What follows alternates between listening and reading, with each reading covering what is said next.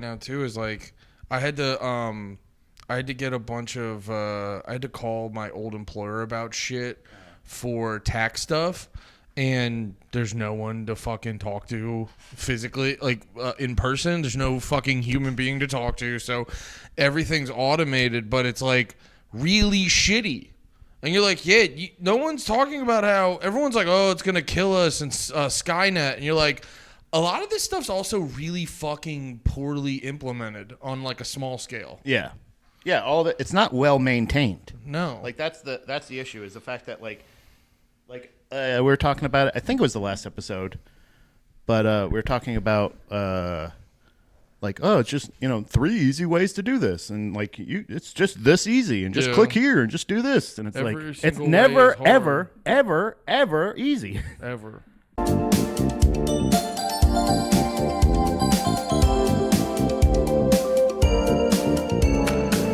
Ever. Even with this is like never ever, forever ever. Bro, I was just ranting to Dom, to her blank expression before you got here about like customer service that I've noticed here. I think I've talked about this too, but like just the fact that they're doing this thing where they call like 4 or 5 times after you've ordered it. Everybody's Sweetwater now. I think everybody's doing a really lazy, stupid Sweetwater. Oh, where they're like, they go like, hey, do you still want this? How did your large fry make you feel? I made a fucking yeah. Please rate your experience. I did the thing, and I stopped thinking about it as soon as I did it. It's how everything's a gigantic fucking corporation. So, like, I realized it with everything's like a faceless corporation where everyone working for them's scared of this like entity they've never actually met. That's why. Yeah. Remember, I told you when I got the boot on my car. I was like trying to appeal to the dude's humanity, but you realize the 99% of meter maids or anyone who's gonna like parking authority people are the devil brought into human form. Yeah. They're not full human beings. Tow truck drivers are like, not humans. Like I'm trying to plead with the guy. Like, brother, I'll give you like $50. Like.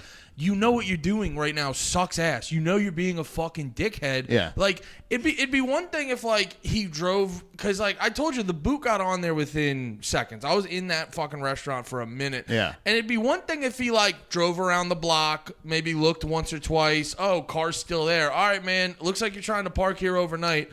Throws the fucking boot on. It's the fact that I was in there and he's just trying to hide behind the whole like, well, no, you're not supposed to be doing this. And you're like, yeah, dude, but like, it's like I was thinking about this where you like I think it's because everyone got vaccinated, like RFK said, so they're all autistic. So everyone right now is obsessed with the rules. Right. Like I had this like random.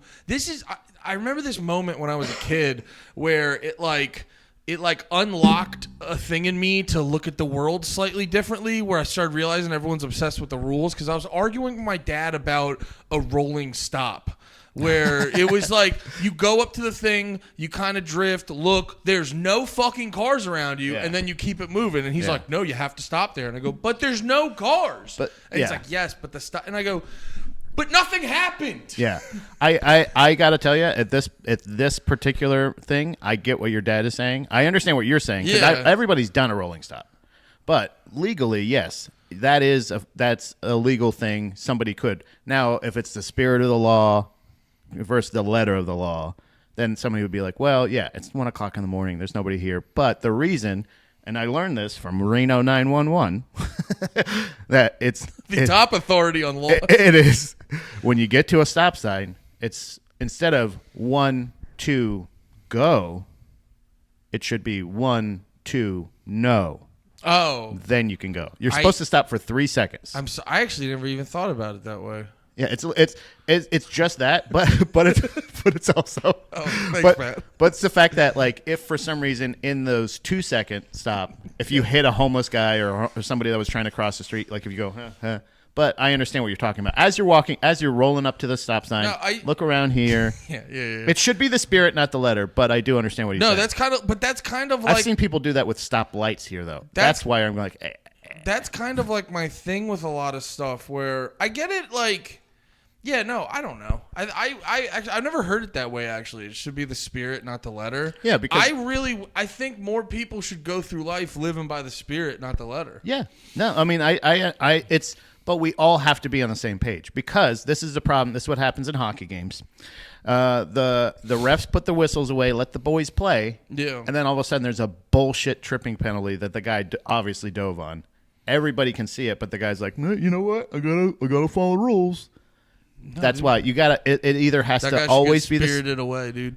Hey, there it is. There we go. Movies. Are we doing that? Yeah, I guess so. I mean, hey, actually, can I just bring up a real quick anything? You can do anything you want. Subtopic. I don't know if it came up or not.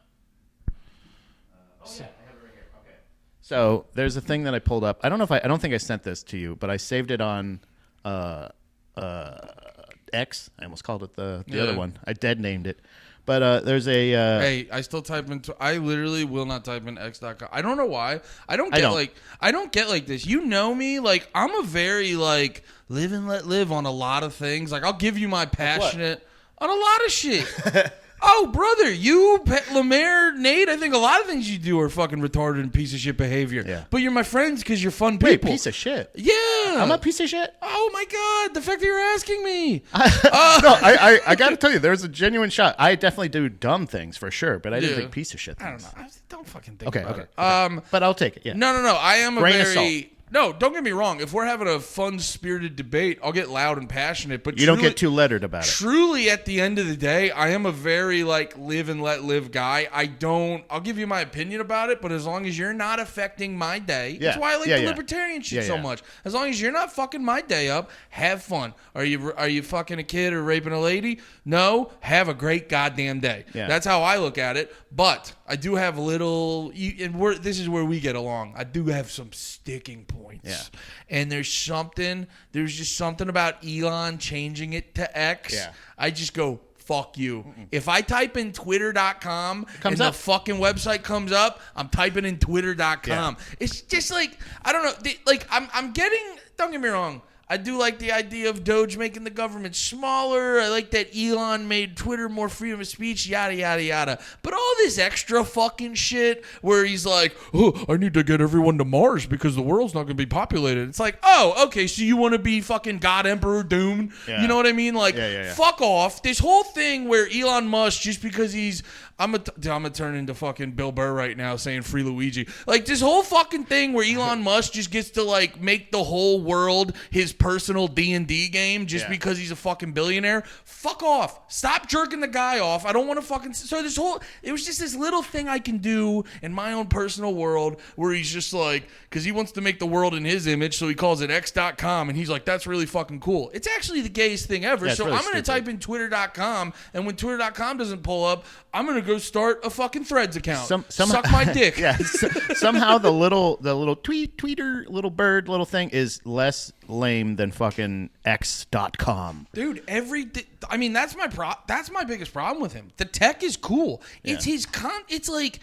I remember realizing this with like Tyler, the Creator, after his like 5th #1 album, and he's still going on interviews complaining about the comment section. I go, oh, it never ends. Yeah. You see it with Elon Musk. He's the richest guy in the world on paper. I'm sure there's Saudi guys that could dust his ass. Yeah. But it's like he's the richest guy in the world, and he's still like, did you see that hilarious the clip from Matt and Shane where Shane was talking about apparently Elon's fucking video game lying? Yeah. He said he's like the best at Diablo 4. Oh yeah. And he just paid a guy and uses his account. Yeah. I go, you're a dork, dude. That's a dork thing to do. He's a fucking dork. You're the richest guy in the world. Because I get obsessed with this shit. Because I've had a different perspective on life. I just want money to the point of like having personal freedom to do the shit I want. But I was just always, I was always obsessed with being like rich as shit. So when I see from like a young age, super rich people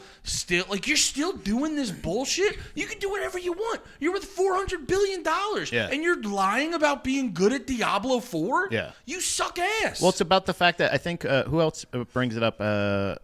Fuck. I can't remember who actually brought this up, but like the fact that he hangs out, he wants to be funny. He wants to be cool. He posts memes every day. Yeah, he wants to be funny and cool, and that's why like when like Chappelle, like he gets booed by Chappelle's crowd. Yeah, like that is what hurts him. Yeah, but that's the thing unfortunately with people like that yield as much power as somebody as rich as him, or like Trump, who is now the leader of one of the free world. Yeah, maybe the free world, quickly becoming a second or third world. But unfortunately, it's those people are the ones that if you make them upset, they will do the thing that you think they would never do, bro. You know what I mean? Like, so like, don't like. I like the fact that everybody's kind of like, I get it. They're bullying Elon. They're bullying JD Vance. They're bullying because Trump. It doesn't work on. Wait, who's bullying? Like just people. X, a lot of people on X. A lot of people on Twitter. Yeah, people in general. They're just like everything they do is bullshit. But it's also like those are the people that if you really want to hit them where they, I don't want them to hit them where they actually would get hurt by because I'm afraid of what Elon would do. Yeah, well, or what he could do. Elon's I hear what you're saying because but I agree. Any major shift that's happened on Twitter is because people realize Elon is gay as hell. Yeah, like from like person to like in personal settings. Yeah. Once again, I don't care about the fucking tech. Go make your fucking rockets. Just stop trying to be the dude all the time, dude. It's like leave that up for us fucking retards who aren't literally good at anything. Yeah. Except talking shit. It's like whenever you see a super hot female comic who's also funny, you're like, can you leave it? Can you? Which I don't know. Maybe I just described a unicorn, but still. So this is from X.com. X.com. It's former UFC champion BJ Penn. Hold on. Alleges the government killed his mother and replaced her with a lookalike imposter to seize his family's fortune. They Avril Lavigne'd his mom. Bro. What's up, Paul? Huh? Fuck you, cunt. Fuck you, what? You can only do this because you get the government behind you. Fuck you, get crazy. Fuck you. This lady right here, look at her ass and legs. She's acting like my 79-year-old mother. But she's not my 79-year-old mother. And it's interesting when you Google Lorraine Abele, our house pops up. Because this lady acts like Lorraine Inouye. Wait, dude. What do you mean when you pull out your pictures of her? That's what I'm saying, dude. Why are you Googling it? Pull out pictures of your mom, dude. I'll admit, I'm a huge fan of MMA. You know that. Yeah. I love BJ Penn. I have no fucking idea what he's talking about. I've never heard this one. I haven't either. I've never heard the government replaced my mom. Yeah, and this house pops up, and then you look and then my mom's name starts popping up. She's trying to steal everything. Look at her ass and legs. And this is not my mother. And by the way, JP Penn just doesn't want to admit he wants to fuck his mom. He's like, look at my mother's subtle ass. Oh my mother had no ass this whole time. My mother was hardly fuckable before, but now she's very fuckable. Look at her. She could take a real pounding. We're both, by the way, attempting a Hawaiian accent right now. Oh, is he Hawaiian? Yeah. Oh, my fault. Yeah, you didn't know? Look at her ass and legs. She's Hawaiian. Oh, yeah. Well, look at all that spam back there, you know what I'm saying? I'm putting this up because she's saying that she's going to get an attorney and try to do something. By the way, I don't know. I think this is just a voiceover, but this video is fucking weird because he's just pointing at her. Look at her. That's what I was about to ask. Is he sitting in the corner going, look at my mother's ass? That's not my fucking mother. Look at her legs and her ass. Look at her big ass. Throw me out, and if I attack her, she'll try to do something. Yeah, by the way, that's what any woman would do if you try to attack her. The text and the way it's shot, every single time is just highlighting her ass. And I got to be honest, BJ Penn, your mom's got a sick ass. That's not his mom. Oh, my fault. Whoever that lady is to look like you. So I am aware of BJ Penn's legacy as a fighter. You got to separate the art from the artist. But I also wonder what fortune does he have? Because he, I think, went on a 8-fight losing streak on his way out and got knocked out a lot of those, and was also getting into a lot of street fights at the time and getting knocked out in those as well. Yeah, I'm glad you said that because you know me. I'm a real big proponent of people got to give conspiracy theorists a lot more leeway. Most popular conspiracies are substantially more reasonable than the normal crowd wants to admit. So what I'm about to say feels like some normie shit, but it needs to be said. Yeah. I think we need to talk about the amount of concussions he's had. That's what I think. That's the general. I think a lot of people. It's the go-to when a MMA fighter starts talking like this. It's the go-to. Everyone's brain goes. It's kind of the same thing that's going on with Nick Diaz at the time. At this time as well. Like he has some kind of issue with. I think possibly methamphetamine, and I think also the same thing with BJ Penn. Was arrested, I think, in 2019 for excessive drug use, or maybe it was something. There's a history of not only could possibly the CTE be leading to the substance abuse, but they're working hand in hand to have him focus directly on his not mom's ass and legs. When we were saying she even had the gall to say if I attacked her, she would try to defend herself. I'm like, yeah, man. Yeah, BJ Penn, I think your real mom would do that too. Yeah. We also, when we were in high school, the whole weed is medicine crowd, I think, sort of created a misconception in a lot of people's minds about drug use in general. Yeah. Now, weed obviously is the least harmless of all these type of drugs, but I think with the fact that weed's getting much stronger, edibles can get real strong. They've been saying doing too many milligrams of weed at one time will fuck up people who are schizophrenic or pre-bipolar or whatever the fucking terms are. And, and I think weed's the most harmless version of this. If he's doing other shit like pills and methamphetamines and... He's in Hawaii, so it could be ice, Yeah, if he's doing anything like that and he already has brain damage, it could exacerbate all that shit substantially more. Let's see. I think like a minute left. Oh yeah. But she's. Goody, come on, Goody. Go home. My mom will run away when I scream about her ass. No leash. Come on. She'll get in trouble for that. Get off the road. Get off the road. This is Lorraine Abiley, not Lorraine Shin. Dude, what? Why? And he's just. So I don't think this is either him being suspicious of it and him filming her as she's like walking just to be like, I'm going to get evidence of it, filming her without her knowing, and then posting the video because of his suspicions of her trying to infiltrate the family to take their fortune and assets. She's trying to get in there to take his MMA fortune. Yeah, so I don't know exactly. But that's basically it. It's just him following her and accusing her of not having his mother's ass and legs. See, I was literally just thinking about how conspiracy. By the way, she's probably making him something to eat right now. She's probably making him a lovely. Did he eat that? How much does the distrust? She's probably making him a lovely Hawaiian dinner. Yeah, nice Spam and Reese's. Pat, I'm so glad you showed me this because I was thinking about I'm like sort of shifting out of my level of giving a fuck day to day about like politics and conspiracies, I've noticed has shifted, and it's because I started to learn too much, and like the sadness of the reality of of like political moments and conspiracy moments sort of seep into everything now, and it's making it all less fun. And I got to be honest, this is the level of excitement like when I watched Zeitgeist for the first time. I finally got it back again. Which, like a good conspiracy, is hilarious and crazy. The saddest thing. Yes. The same. It's also the fact that BJ Penn, and extremely personal too. It's always like, oh, my brother-in-law stole all of our money, and now I'm exposing him as a pedophile, and blah, blah. And you're like, well, what was the Elvis movie where the guy was like, there's a bunch of what was his thing? I forget what the fuck it was. Elvis. Or no, he was an Elvis impersonator, but that's right. He was an Elvis impersonator, but he was also talking about how they were selling the government was selling body parts on like the black market. Which there was a really funny moment in the Channel 5 News dude has a new documentary about this guy who went like full QAnon and shit like that or something during Trump came out the first time. Or no, that was like 2020. But no, he had this moment where he was screaming outside of an abortion clinic or one of those places, and he was like, they're selling baby parts. And it was just really funny because it's like, they do sell parts. Yeah. But it's not like...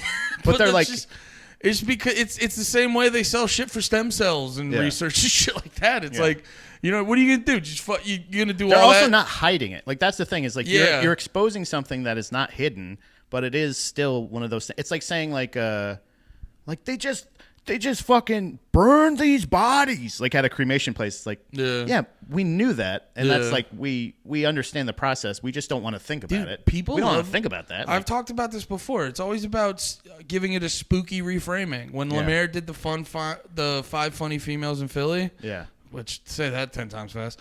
And then there's the one girl who was like talking about me, and she was like, he singled me out in front of a room full of people. I was like, bitch, I was doing crowd work. Why are you saying it so spooky? Yeah, don't say it like that. Yeah. So that I just wanted that. That was fantastic. It's crazy, right? Like, God, that was goddamn fantastic. It is movie month, but sometimes we need to shake it up a little bit to find out if BJ Penn's mom is actually his mom. Yeah, I mean, look at the ass and legs. You can tell. And also, just to have that as an identifier is weird. Dude, that just But I could probably pick my mom out of a lineup because of her, with her ass and legs, though. Yeah, you know what? This is a really weird conversation. I could, though. Yeah. It's like it's one of those things we have to say it because it's still totally crazy what he's saying, I think. I don't know. I don't know any of the history. The only history I know is seeing him, like, even in fights he wins or battles that he's getting pounded in the face. Yeah. You know, there's I'm pretty sure, I don't know of many of his fights to be bare knuckle or like Valley Tudo or anything like that. Yeah. So but still, they're 4-ounce gloves. You know, you take a good amount of probably triple to quadruple, shots to the head. Yeah. A lot of the training was just basically hard sparring, which is essentially fighting. So, like, he's taken a lot of CTE for sure. Didn't they sort of? He's probably.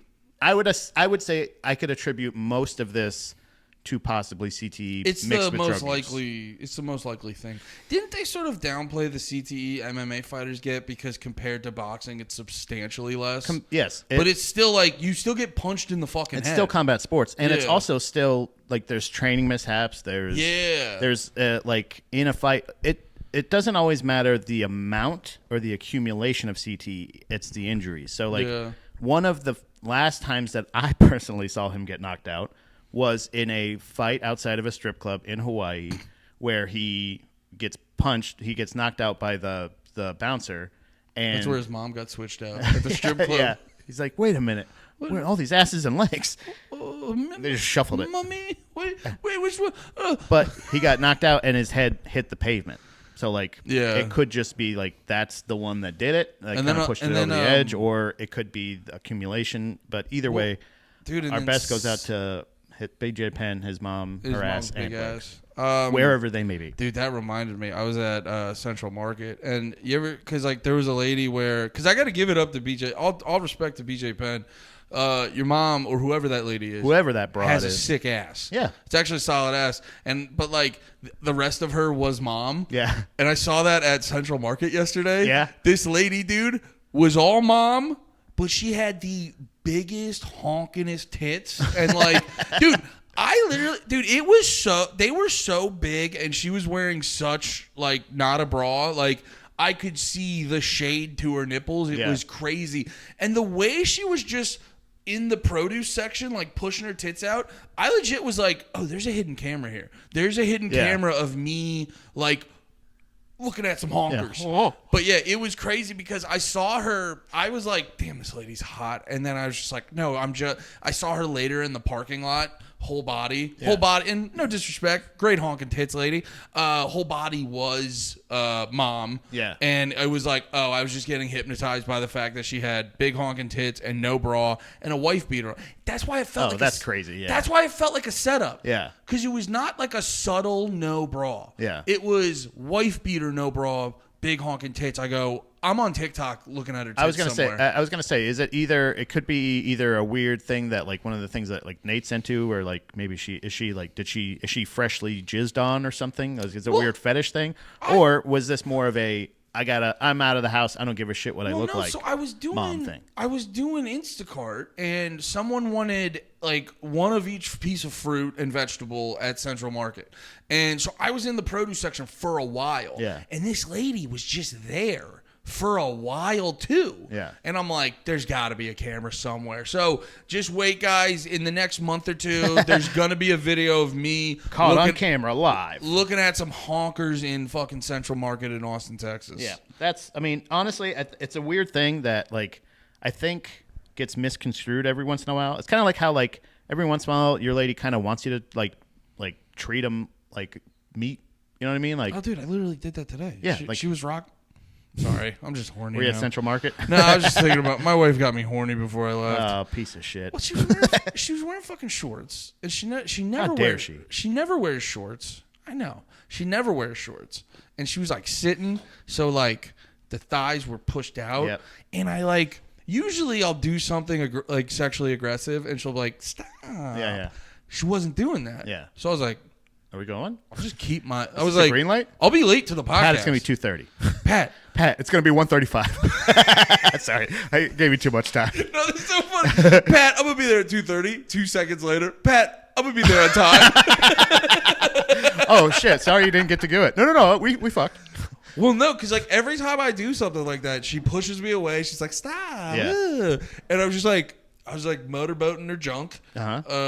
Of course, an expression. With all due respect, she got rid of her penis. Yeah. No, she got a cool lady vagina. She got a little lady crater. Old lady pocket. Dude, lady crater is the new thing I'm calling vaginas.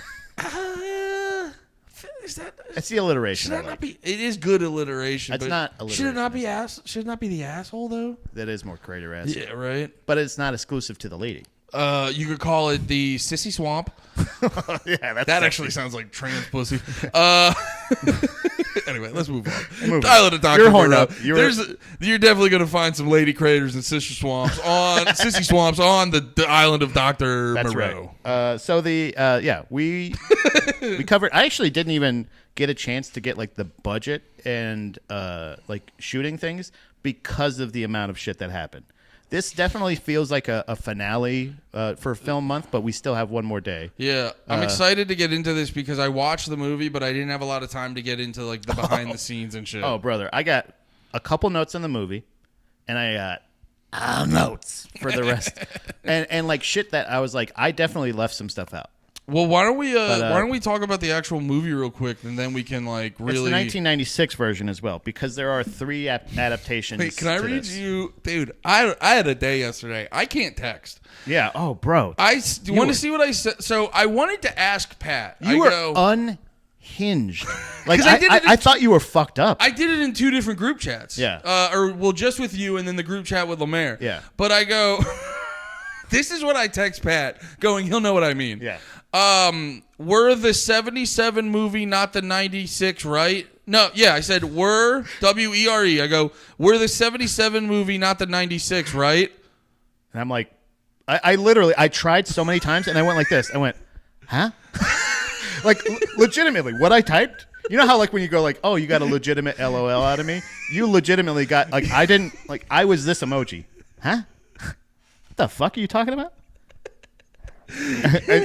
and like the clarification made it even crazier of like, how would I ever have gotten that? I said sorry. I typed that because there was nothing before that. Like there was nothing like, oh yeah, we're doing Island of Dr. Moreau. You were like, and to be fair, the second I sent that, I go, I don't know what he's gonna get out of that.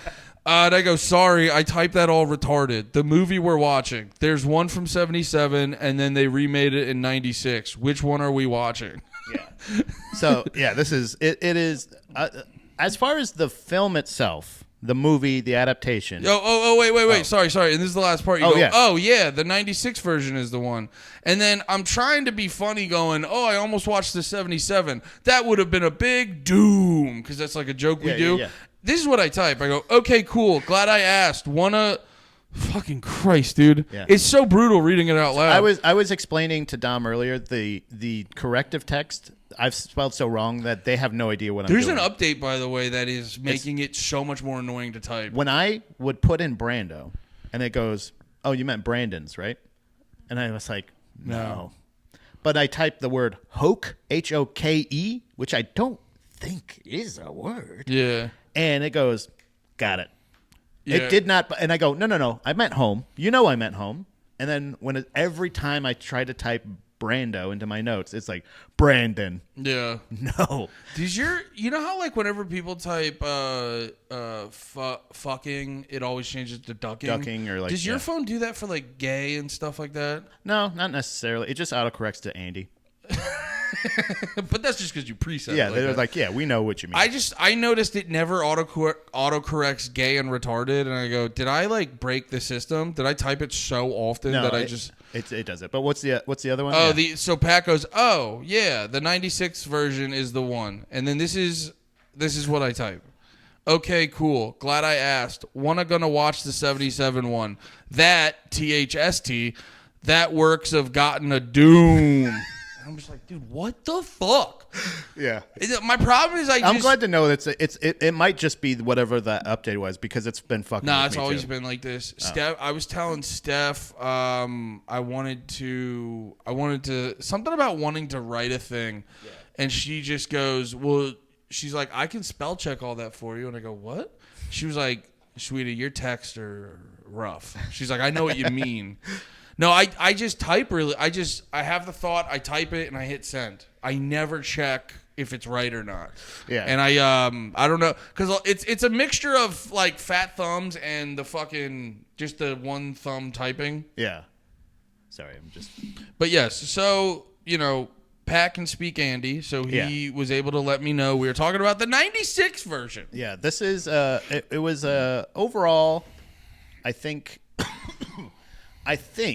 what I suspect, we'll find out later on some of the issues that may have happened with the production and everything. But as far as like what the screenplay, I would like to see what was the original screenplay adaptation. Because originally Richard Stanley, I believe, was Richard Stanley was he spent 4 years preparing the film until the studio, which was New Line, decided to go ahead with the movie, but also found out that but they were like, he spent 4 years preparing this, like wrote the screenplay, did like the script, everything. Like he wrote this movie. He's a fan of H.G. Wells. Yeah. And also is like a director for like more, again, like this is kind of similar to the last one, is more of a B movie, like Waterworld is more like a B movie, not the last one, sorry. Waterworld was a B movie director trying to like get a big budget movie made, or like make this movie, because it's already been the 77 or 76 version.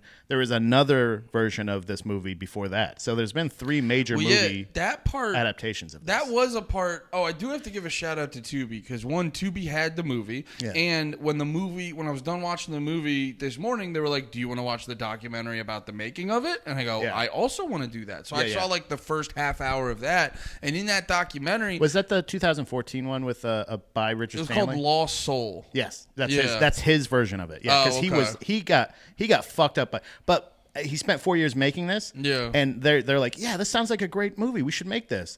And reached out to Roman Polanski to direct first. Oh yeah. And they were like, and at that time was actively going through. He had already fled the country due to accusations of CP. Yeah, I gotta see some Roman Polanski movies, because the way people defend him, either he has footage of them or he just makes the greatest fucking movie. Because there's people who are still like on the fence about it. Yeah, so he hires a warlock. Oh yeah, to convince Brando onto the movie, and Brando's like, "You get me, we're in. I'm not doing this movie unless he's the director." So like that's how it starts. We're not even into making the movie yet. We haven't even seen it or anything. This guy is a huge fan. They don't even have funding, and they hired a warlock. But it works. Yeah. So the warlock convinces Brando to do it, and so the movie starts production in like 95, I think. Yeah. So either way. We'll talk about the movie. The thing I was going to say about the production too is it seemed like there was some similarity, because they brought up Heart of Darkness in the there was like some similarities with directly and indirectly to the starting of Apocalypse Now. Yeah. Which this movie, like I said with Apocalypse Now, is just once again. if I was an actor, if I heard the phrase on location, or on location, I'm gonna skip that movie. I don't know. Actually, one of the guys, the guy who ends up finally playing Douglas on the adaptation, because Bruce Willis was originally cast, and originally actually Val Kilmer was cast for that role, after Bruce Willis dropped out, but decided to go with McCormick. What's his name? Montgomery. Sorry, went with his character because he has less lines and it was less work for him to do. Oh, gotcha. But immediately the guy who actually took that role of Douglas, actually, the reason he did it, most of the people that agreed to do this movie did it because Brando was a part of it. That was it. They were like, yeah, Brando's in, I'm in. And then a lot of the original people weren't a part of it, right? Yeah. But everybody that ended up accepting, one of the things was because it was Brando. I feel like you can. He actually said, the guy who played Douglas said, "Oh, it's Brando. I get a paycheck and a free trip to Australia." Yeah, awesome. I feel like a lot of problems can happen with an element like that. Yeah, because. You think, oh, Brando's going to be in the movie. It's going to be this legendary thing. And then you got to realize, like, are there people who are going to speak up when most people won't because Brando's there? Yeah. That's what makes that stuff. If you ever see people who get to those type of levels, the only reason not the only reason, but a big reason shit keeps operating smoothly is because they're surrounding themselves with people that still more or less keep them humble. Yeah. So the movie itself is, again, do you like the movie? I watched it for the first time not long ago. Yeah. And I remember leaving it more satisfied than I was this time. I watched it with a lot more of a critical eye this time. Yeah. And I'll because, again, the story itself is interesting. It's an interesting story without a doubt. Not a good movie to watch in the morning before you've had breakfast. I was trying. Oh, really? So here's my thing. I want to give the movie a second chance eventually. Yeah. Because I went into it super biased because I am I'm the same way when people play an old punk album from the 80s and you're like, yeah, it was recorded in their bedroom, but it actually just the rawness makes it sound no, it doesn't.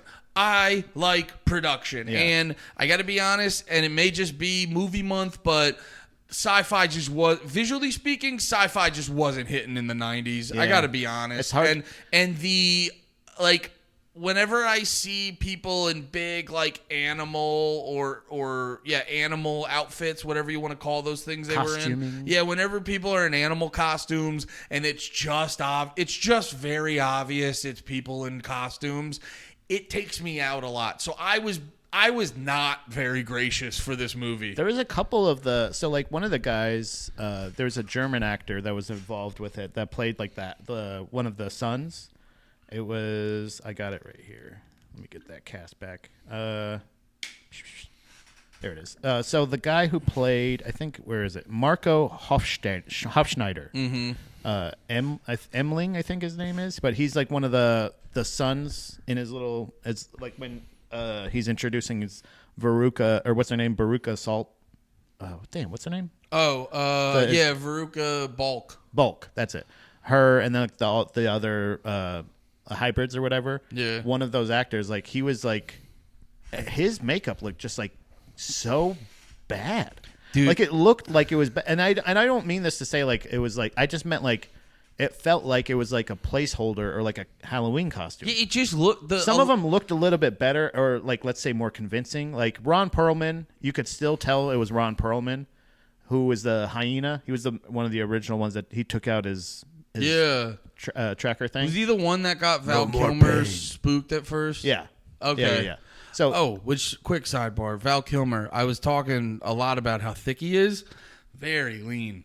Yeah. You looked wonderful in this movie, Val. Yeah, well, he's going through a lot. Yeah. That through line that we talk about in a lot of these movie productions, one of the main things was divorce. Oh, yeah. Bruce Willis had to drop out of the movie because of a brutal divorce with Demi Moore. And then Val Kilmer found out about a divorce that was going on, which was his, on television during the production of this. Oh, no. And that's apparently he's what he accredits a lot of his snarkiness because boy was he just a little bitch. He was a little sassy on set. Dude, there's at one point the sassiness reaches. I don't even know if you would call this sassiness. He puts a cigarette out on a cameraman's face during filming. I mean, we could start with sassy, and that could really just shoot right up to cunty and being a fucking dickhead. Brother, this is why Val Kilmer has the reputation he does in Hollywood. Yeah. Is this movie. This is the movie that, like, if it was rumored before this, it was a fact after this movie because he was such a piece of shit. Also, another reason he wanted to do this movie was because of Marlon Brando. And the person he probably had a little bitch off sesh more with was Marlon Brando. They were trying to out cunt each other, right? Yeah, for sure. Yeah. So in general, it's crazy because when he meets Val Kilmer in the movie, when Douglas meets him, or when they get to the island, that's the part where I'm so when he's on the ship, everything's fine. His ship crashes. He's a UN whatchamacallit inspector or something like that. He's on UN work. The two other people in his boat are going after each other. He defends himself. So immediately, I don't mind I liked starting the movie that way. Yeah. It's a thing. If you watch a lot of superhero shows and stuff like that, or if you read a lot of comics, like with superheroes or just comics in general, a lot of them are just you open up the page and shit's just happening. Yeah. I know a lot of people, we get used to like we need to spend 30 minutes breaking down backstory and explaining every character. I gotta be honest, because I'm a big fan of the superhero shit now. I really like a movie or a TV show that's just happening when we start. Just goes. Like so I thought starting it with fighting to the death in a fucking raft was really cool. It immediately the whole movie really does explore like the human condition, man's like brutality. Survival, trying to play God. Instincts. Yeah, all this shit. Like, so it really is. It fits with the theme. So no problem starting out. The only problem I have, first of all, Douglas when he's on the ship getting treated by Val Kilmer, him talking with that dry fucking mouth makes me infuriated. Well, I'll get on board with that. When he's going, I wanted. Douglas is the British guy? Yeah, it sends me to a fucking white hot rage. I love ASMR when it's animals. I hate ASMR when it's humans.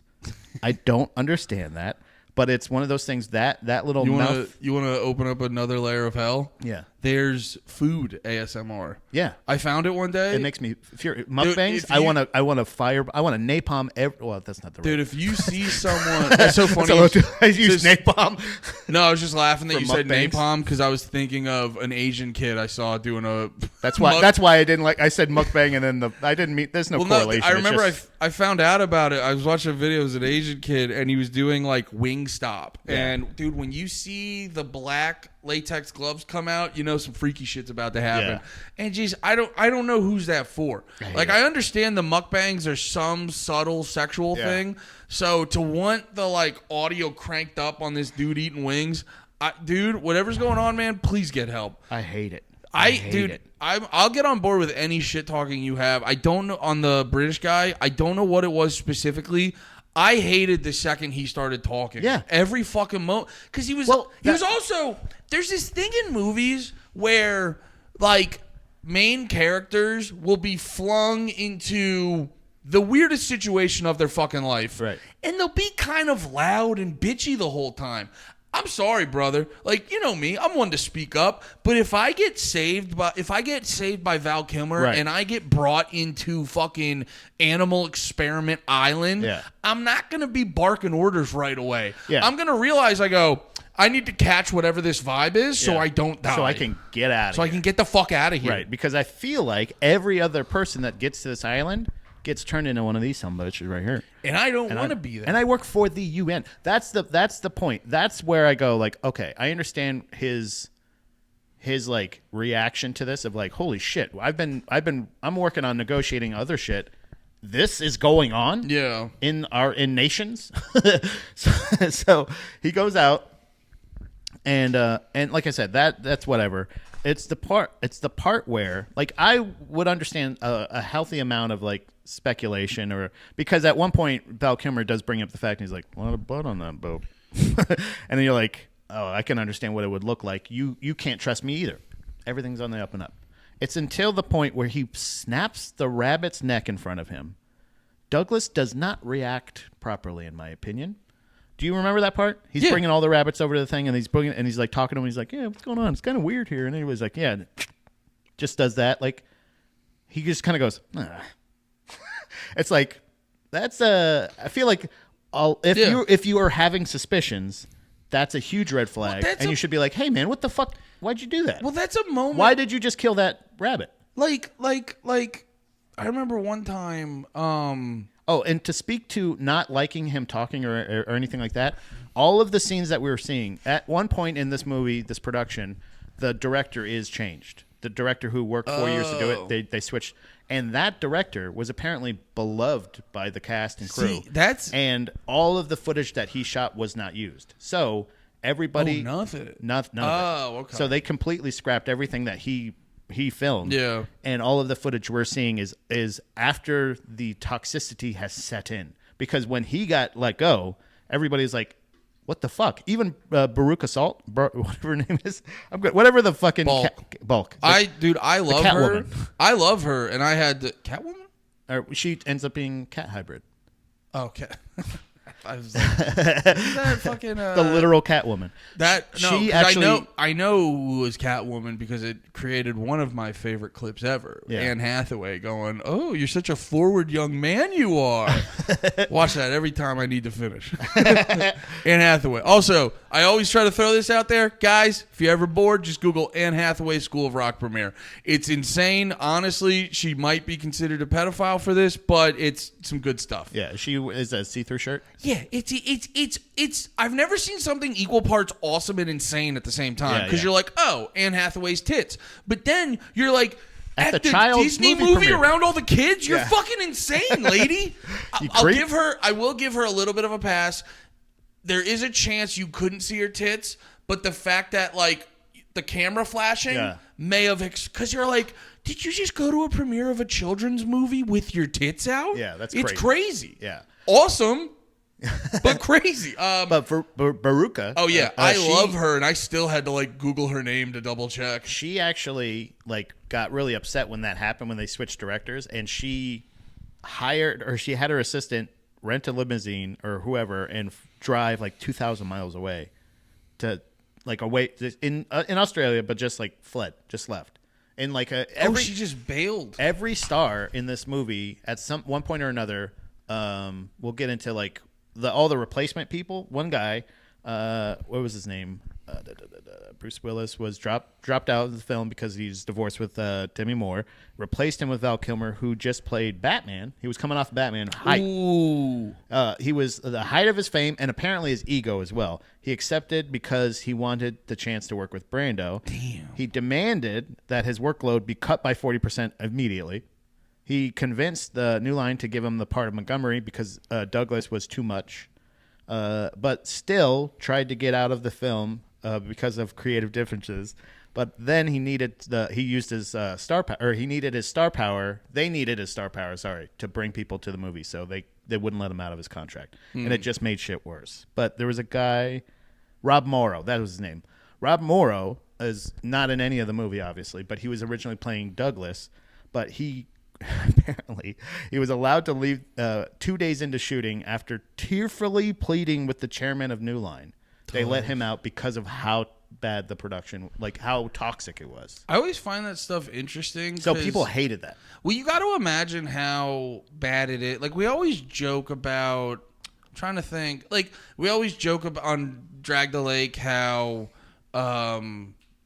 like Operation Ivy won't get together for festivals, which I don't think they hate each other. I think it's just my guess is the lead singer wants to do artsy fartsy shit or whatever the fuck. Yeah. But there are certain bands, like you look at Opie and Anthony breaking up, and it's like you guys couldn't just keep it together 4 hours a day during the like you're making millions of dollars to be on the radio, shit like that. Or well, I guess his was. But anyway, sorry. I got that wrong, but it doesn't matter. Yeah. But yeah, we see that with certain bands. Like, you can't keep it together. But then you also, for all that money, but then you also have to realize, like, there has to be some next level shittiness to be like, to just look past that type of money. Yeah. For like, you got to imagine the shittiness on set has to be top tier for some dude to be like crying to the director. So, I mean, I will say this, fame does stuff to people, because there's that, we watched the Spacey doc, and the guy was like, hey man, I really want to be an actor, so I'll just give Spacey Roadhead for like 2 hours because I might get a role in House of Cards. Right. So and he promised. And it's like, all right. But you know what's hilarious too is like, it's so fascinating, because it's like, you think Hollywood's full of all these whores that'll just do anything for it, and it's like, well, I guess this guy just doesn't want to fucking do the dirty dance. So not long, like I think like soon into the production, like almost immediately as soon as it starts, it ends up that Marlon Brando's daughter commits suicide. Oh no. So he retreats to his property in Tahiti and just kind of goes into isolation. They don't know, and respectfully, I think they're just saying like, let's give them some time, but they really don't know. They're not given a time frame. Wait, how early was this? Like almost immediately, as soon as production starts, his daughter ends up killing herself, excuse me, and then he goes there, and I don't know what significance this has or whatever, but like apparently, not long after he gets there, there's a nuclear bomb test by France not far from where his island is, where he's saying. So like there's a weird nuclear bomb set off right after he's trying to relax because of his daughter's suicide. Yeah. Crazy fact, but was that foreshadowing because this movie was a nuclear bomb? I gotta tell you, guys, bro, everyone, calm down, stop laughing so hard. So like I mentioned earlier, that Val Kilmer was seeing that on TV that he was in a divorce, or his wife was suing him for a divorce. So he on TV, yeah, the news. He was just watching the news. Mm-hmm. That's crazy. So it's reported in the news before he even is aware of it. So he didn't want there to be. Did you look up why they got divorced? Was it like cheating on her, or no? I didn't. Because that's some like nasty behavior. Where that's like contentious, yeah. You know, because a lot of times people blame the woman, but at the same time, like you gotta do some shit to make a woman go crazy like that and shit. He didn't want to be there, and since he wasn't being let out of his contract, he was going to make it so that nobody wanted to be there. Like he specifically was just he chose to being just a child. Be a fucking bitch. He showed up 2 days late. Wait, quick question: do you know if this was?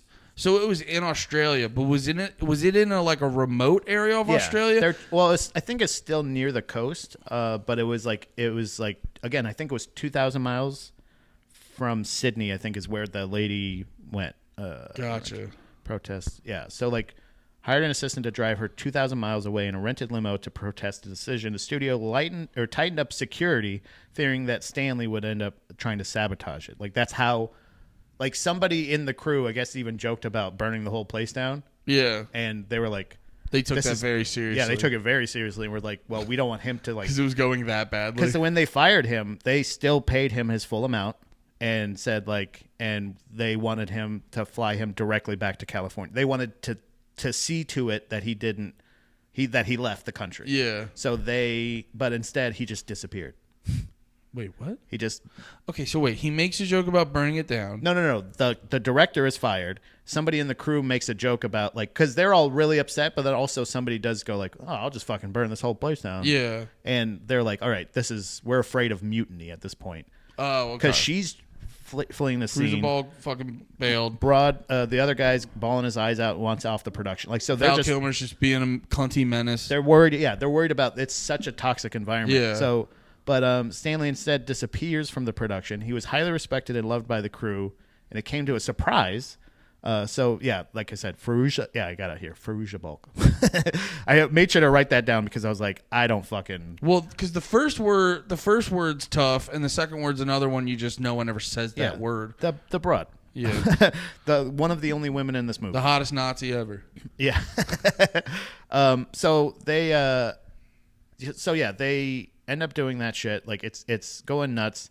But so like that's why as you're watching this, a lot of the you could be convinced that they seemed very uninspired in their acting.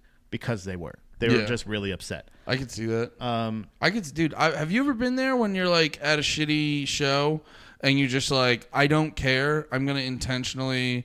I did that at a mic one time because this girl we knew doing stand up in like PA, she was doing a mic in Bethlehem and she was like begging people to come to it, making it a whole fucking thing. And I like sat around to the end and I was just in a mood. And so I just was like, I'm just going to say racist things and not let on that I'm kidding. So I've been a little Val Kilmer from time to time. Yeah. I don't think, well, there's in general, like the movie, I think because, and this is, I think what happened with Waterworld too, is like originally it probably was going to be a pretty sick movie. Yeah. It probably had the ability, or let's just say it would have the chance to be an awesome movie if it was made the way it was supposed to. Yeah. But like it was crazy, and it's like they gave no mind to story or anything like that. Like the thing that really bothered me. Very true. I remember watching. The guy won a Nobel Prize for inventing Velcro.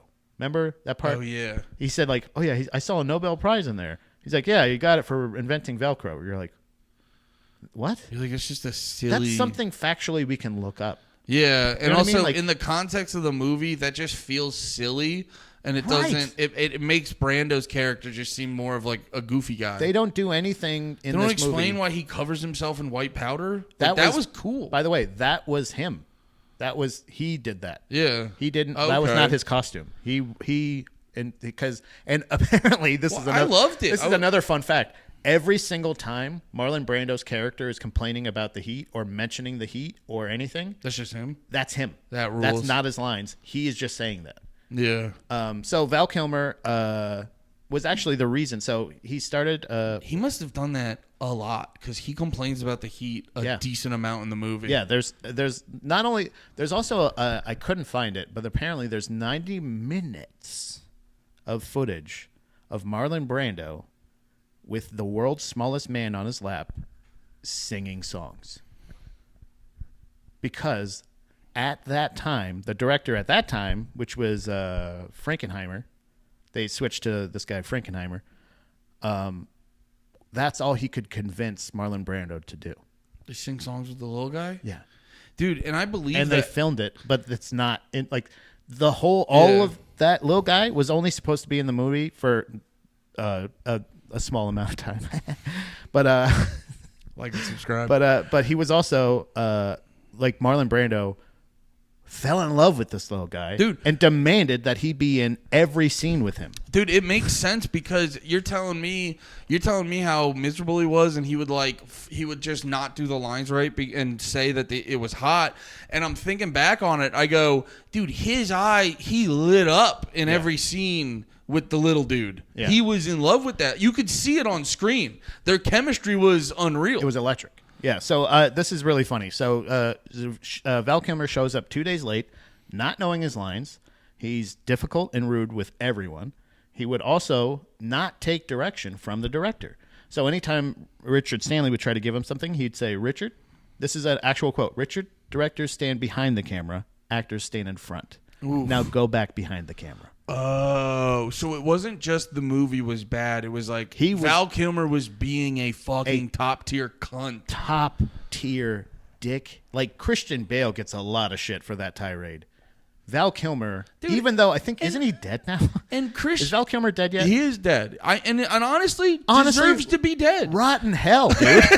What the fuck? No. I got no beef with you, Val Kilmer. I've been, dude, oh my God. And also, this is a weird thing too. I noticed this while I'm watching the movie. Like, he's got that weird blue thing on his arm. Every once in a while, he's just dressed in like weird. He would just add strange things to his costume as they go, and they just would have to go with it. So at one point, he's got like a computer microchip or a motherboard on his head. Yes, I remember that. And he's got like I think that blue threw it thing, out the window. He just would like I think my character wears this. Yeah. And apparently, still bitched about the workload of lines and things to do. So a lot of his lines would be put on other people. So he was afraid of being upstaged by that German actor I was talking about earlier, Marco. So he basically would just make it so that he would get less lines, but they would be given to somebody else to do. Like he was dictating everything. Yeah. So he would also add strange things. Like I said, at one point he was just sitting on the ground, refusing to stand up to film a scene. Like they were on set, and he was, I don't know how else to put it, pouting.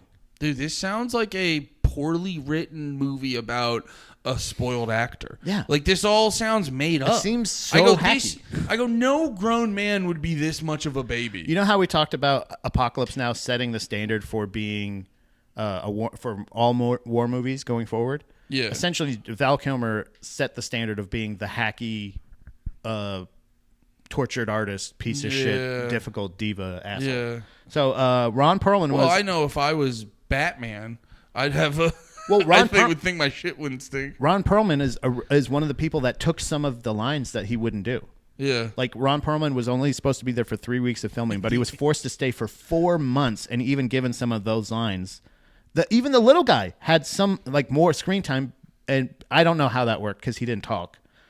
Wait, what? No, because when you said Ron Perlman, I go, wait, wasn't Ron Perlman like a cat? He was the hyena. He was the guy. The hyena covered some of the guy's lines? Of Douglas's lines. Or not Douglas, sorry, Montgomery. Yeah. Val Kilmer's That's thing. Crazy. So Stanley's personal... So these are some other mishaps that had... Dude, while Stanley was still... not the Stanley. I gotta say this. Shout out Stanley. The movie is... Because one of my big complaints structurally was that the movie just feels disconnected. The Velcro thing was like... I was like, come on. Yeah. Don't make this more unbelievable. It's already a crazy concept that I'm on board with. But no, from moment to moment, the movie feels really disconnected. But knowing how the energy was on set, knowing how crazy Val Kilmer was being, knowing that like he could only get footage of Brando singing with a little guy. Yeah. I'm like, honestly, it's impressive that they got what they got. Yeah. Yeah. Like that's what I'm saying is like this is a feat, and it's not because of like artistic anything. They had to make this work because they were spending so much money on it. Yeah. They at some point they couldn't just abandon it. Yeah. So Stanley's these are some other things that happened just before Richard Stanley was replaced. Stanley's personal assistant got bit by a spider, causing their flesh to melt. Whoa. Wait, what? Yeah. They died? Got a venomous spider. No. They're just where the spider bite happened. Oh. The venom started to eat away at the skin. I'm thinking the whole body. That would be awesome. Don't worry. He's like, where's my chai latte? Oh, and he turns around. His assistant's like... By the way, did you know that the warlock's name was Skip? No. Skip the warlock got a flesh-eating parasite. Richard Stanley's mother, who I don't understand if they were trying to say that her home was on location. Thanks for that. Or if it was wherever it happened. I just that term, on location. Oh, yeah. But her film got struck by lightning 3 times. Oh, my God. And not long after filming began, a hurricane hit the island, destroyed much of the set. Also, the ship carrying the exotic animals got caught in that hurricane.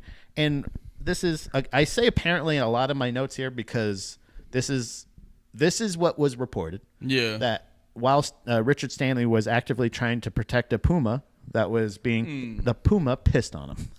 So he's on the ship trying to protect the puma. So Kilmer kept complaining to the... it's just a quick thought I'm having from all this where it's like, you were saying like, oh, they have to make the movie. It's actually giving me major props to like Disney and Marvel Studios. Yeah. Because people are, I think, I want to say it was out of Disney and Marvel. There's like a lot of TV shows that were getting produced, and then there was word that they like just scrapped them. Yeah. And it was like, they're talking about all the investment in it and all this other shit, and you're like, how do you just scrap a movie? And it's like talking about these things. It's like, the investment's crazy, but feels like sometimes you just got to bail on it. So you want to talk about being a top-tier cunt? Yeah. Val Kilmer complains to the studio that the production that he's actively disrupting is not going well. Yeah. And in them complaining, them essentially going to Richard Stanley and saying, you can't get a hold of this production, and also with the only person that was on his side, which, by the way, they said this in the some of the things that I was researching, like on YouTube and shit, that the only person he had on his side was Brando, as far as like to argue with the have any kind of like argument with the production or the what's it called, the studio. Yeah. When he's like, he has no bargaining because he's just like a smaller time director, and the A-list star that is the reason that they feel like they're going to make money on this movie is complaining about him. So they decide to fire him, but he had the backing of Brando. So like without consulting Brando, they say like it was the reason he's attached is because of this guy and the shaman. Well, the warlock. You got to imagine some people at the studio are just soulless, and they're just like, "Well, we already have Brando, so fuck." But so dude, it's so funny where it's like people never learn. There's nothing people love more than watching someone's downfall. Yeah. So this whole idea where it's like, we got Brando, we got Val Kilmer, we couldn't get rid of them. We're just gonna be printing money. It's like, nope. People are excited for people's downfall and for shit to fail. So this idea that just because you have Brando and Val Kilmer, it's a done deal, your movie's going to go good, not even a little. No, that was the thing. So David Thewlis was David Thewlis was another actor that was brought in. The production ends up firing Stanley. Like I said, all that other stuff happened with like Fairuza Balk being all pissed off. Yeah, that's why he's here. But also, by the way, this is a great solution. Yeah, no table, chair. He's been right here the whole time. That's what I was like. It's weird because I think people maybe thought it was for Elijah or something, but it's actually for him. Mm-hmm. Yeah, we're not Zionist. Stanley instead. Wait, what? You never heard of that? I think for Passover they have an empty chair for Elijah. Oh yeah, I don't. If The Simpsons didn't do an episode about it, I don't know anything. I get it. So they end up hiring John Frankenheimer, who is known to be like an old school director that can like really like settle shit. And Stanley, instead of being sent back to L.A., he ends up disappearing from the production. He was highly respected by the crew, like I said, and so like he ends up just kind of going off and he just literally just kind of disappears. People kind of forget about it. They don't know where he is. No. Dude, but he's not actively trying to fuck with it. But they do up the security just in case. Just in case he's trying to like. Well, just in case there's any kind of like antics. Yeah, essentially off the set. Mischief. Yeah, dude. I gotta say the irony of the new director's last name sounding similar to Frankenstein. Is hilarious to me. And they have to piece it together. Yeah. Well, the production took 3 weeks off to help find a new director, John Frankenheimer. He had taken over the productions before and was known for solving production issues. So this is kind of he was like a perfect thing. pick. Yeah. He also negotiated a 3-picture deal because every other. Try to give me the deer. Well, they actually tried a couple other directors, and they were like, nah. Yeah. They look at it like they saw like who was involved, what was the issue, and they're like, nah, fuck this. But Frankenheimer's like, I'll settle it. Was like Val Kilmer and Brando at a point where they were getting a reputation? They already had a reputation for being difficult? So actually, in 1963, Mutiny on the Bounty it flopped because Marlon Brando's behavior ruined the production. Really? Like they weren't able to, like that was the first, I think the first like, at that time, he had already won an Academy Award and was known as one of the best actors. So he was brought into these productions. That was like the straw that broke the camel's back, I think. That's when he got the reputation because he actually became the laughingstock of Hollywood because of how much of a piece of shit he was and how bad the movie turned out. Okay. They didn't try to make him look better. You know what I'm saying? Like they tried to. Whereas I think later on when he got to be difficult. The director was like, "You fuck me, I fuck you." Right? Yeah. Literally. So he actually didn't. He got his career resurrected by winning the 1973 Oscar for Godfather. Oh, okay. So then he was known, but he was still known as the most difficult actor. So Brando was known as a dickhead, and there were people who was like, I don't even care if it's Brando. I'm not working with him. Right. Yeah. Like up until after The Godfather. Yeah. After The Godfather, it brought him back into like, okay, we can work, like, because then he was in Apocalypse. So Apocalypse Now, he really surprisingly enjoyed the process. Yeah. And wanted to continue acting. Like that kind of reinvigorated his like. But he's not impassioned by it because he would just show up and just fuck with productions all the time. He was bored with it. It sounds like he's still, even though he's post Godfather Brando, he's still got a stink on him that some people don't want to deal with. Right. Because I've joked about that before. Like, if I was a manager at a job, I would take the guys who are pretty good, who are cool to hang out with, over the aces who suck ass. Yeah. I think a lot of people are like that. And I think that's the reason this movie got filmed, or got finished, let's just say, is literally because of the cast, crew, and the extras. I don't want to be this guy that's like, hey, give it up for the little guy, but all of the stars or leaders in this movie were doing, like, just trying to fucking shove it and make it happen. Well, because that sounds nobody like tried to like find out how to make a good story or movie. They just said, we just have to finish this. You were saying earlier with Val Kilmer, like, he found out about his divorce. You said earlier he was trying to get out of the movie, right? Yeah. So that probably aided immensely to his shitty behavior. He's like, I'm literally trying to get fired. Yeah, he was in such a shitty movie, and that's what we're seeing happen. Waterworld, that happened. Fucking this one, like a lot of these, and in this particular movie, almost three different actors were. No, it was Bruce Willis and Val Kilmer were the big ones. Those were both those are high profile stars that are either at the pinnacle or at the peak of their stardom, and also just feel like they are too big for their britches. Yeah, so it seems like we're learning that if you want to ruin a movie, just be a big dumb cunt. It's just that's it. So David Thewlis was the guy who was brought in for Douglas. He's also known from the Harry Potter movies. He's in there. He's a werewolf. Spoiler alert. Wanting to work with Brando and a free trip to Australia, he gets there to set, and Brando, who had arrived by then, told him, "Go home, David. This is not a good film to work on. It's cursed." So you get there, and he says, like, all right, cool, I get to work with Brando. I'm in Australia, baby. This is a big budget movie. Oh, Val Kilmer's here? Fuck yeah, dude. Hey, man, what's... And they're just like, and they just go, yeah, spit in his face. So none of Stanley's productions or any of his shots were deemed usable by the production, and it was shut down another week and a half.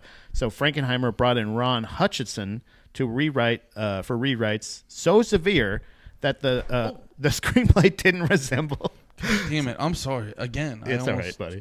That's half him. But it didn't resemble his original script almost at all. But he still receives credit. When you see it was written in screenplay. Screenplay is written by Richard Stanley and Ron Hutchinson, but none of it was. Yeah, Richard Stanley. No, people. So that almost feels like another thing where they're like, "Oh yeah, fuck me, we fuck you." You know what I mean? Like they still paid him his entire salary. Well, no, that reminded me of a thing I saw. People were arguing over Drake and Kendrick still. Yeah, and they're trying to say like, "Oh, Kendrick's so cool. Look at all these. Look at all the writers he has on his song." And one of them is Ray Charles because.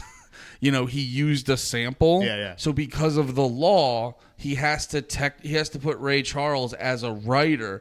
And people online were like, "Yeah, they didn't resurrect Ray Charles so he could help him write the verse." Yeah, it was you already fucking written. idiots. But like, yeah, that's why you'll see that where it's like, no, we legally have to like give these guys credit with all this shit. So the lines delivered were delivered. Like the script was delivered to the actors days before they were supposed to shoot it. The smoke's coming off of it. Oh, I was like, what happened? Oh, just high.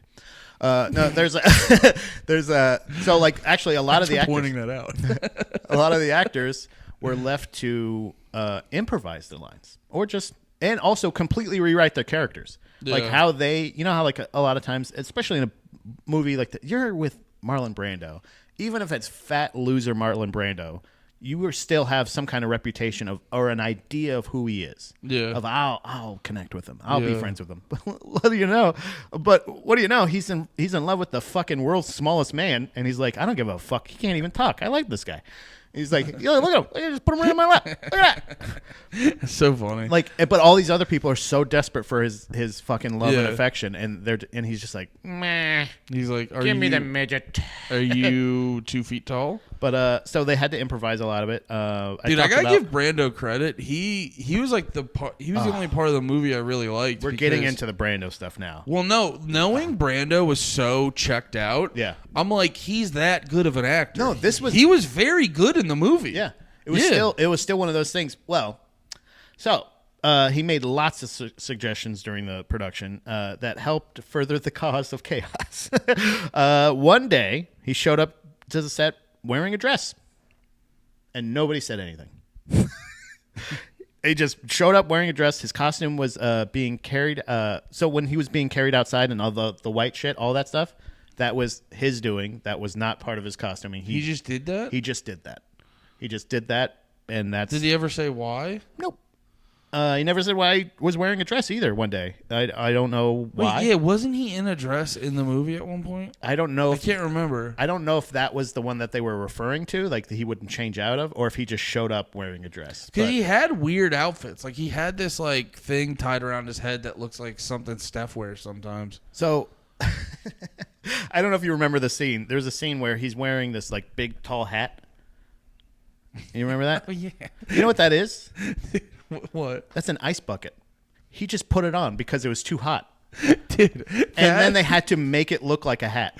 I forgot about... He put a fucking ice bucket on his head. I forgot about that scene, dude, because like he's sitting there. And was that the scene where he got Fairuza Balk to pour shit into the hat? Yeah, I think so, yeah. And they just didn't... And he's like, oh, that tastes so good, or said something like that. Yeah. And do you know the significance of that? What? Originally, Marlon Brando had the idea that elaborate hat, at the end of the movie, he would take it off, and it would turn out that he was a dolphin the whole time. The studio put their foot down there. They're like, hey, bud, we're not going to do that. Wait, so your whole island... That hat was going to... That was the play. Like, that's him going like, what if I'm a fucking dolphin at the end? Isn't it a bit funny because it's fucking funny? Well, it's funny. It's funny, too, because no creature on that island was, like, aquatic or anything like that. Well, that was the thing, is he wanted to wear that hat the whole time, or always be wearing a hat to, like, say, like, oh, reveal, I've been a dolphin, and there's, like, a water thing or something. That's where you need actors that have a respect for the script, where it's like you don't see you can't see the bigger picture. Please stop suggesting these things, brother. I think this is the thing.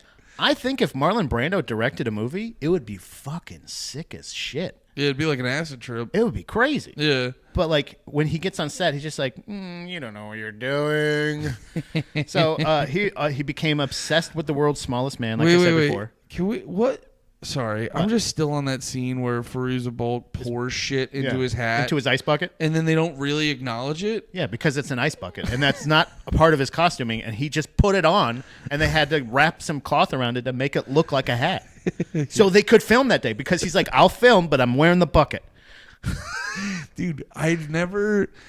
That's the fucking craziest thing, dude. Being famous can have so many things affect you in so many ways. Like, you hear this shit about how apparently Hugh Hefner and his brother may have done some like gay incest stuff, and people are just... Really? I heard a thing. I don't... whatever it was, Hugh Hefner definitely at least did some like weird gay shit, and people are always like, yeah, dude, because he had all the pussy, and you're rich and famous, and girls... is this that discussion of they're so bored with pussy that they're going to start fucking either children or their family? Or just like, dude, or something something more harmless is even doing like fucking weird freaky gay 69 and shit. You know what I mean? Like my theory with this is Val Kilmer started the bitchiness, but when Marlon Brando got there, he started stealing some of his hits. Because like if you think about the ice bucket, he's like, oh yeah, well I'll wear a fucking mothership board on my head, or I'll wear a fucking elbow thing, or weird glasses. The thing I got sidetracked on, I was trying to say, like, it makes you... I think being famous and having no one fucking being like, dude, if Brando had one boy on set just being like, bro, take the ice bucket off. You look like a dumbass. Yeah. You know what I mean? Yeah. Like, this is why you always... It's like, a lot of famous people will have that guy from their childhood that you're just like, why he's there?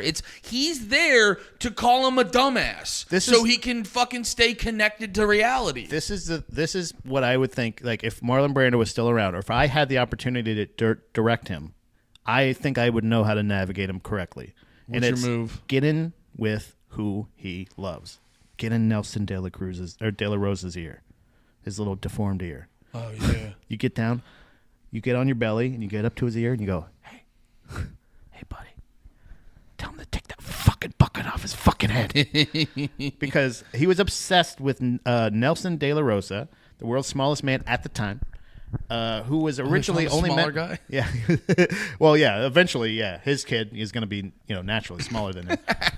Brando became obsessed and demanding that he'd be in more scenes meant the scenes that were meant for Marcus Hofschneider or whatever. He lost more lines to the little guy because of screen time, not the lines. Yeah.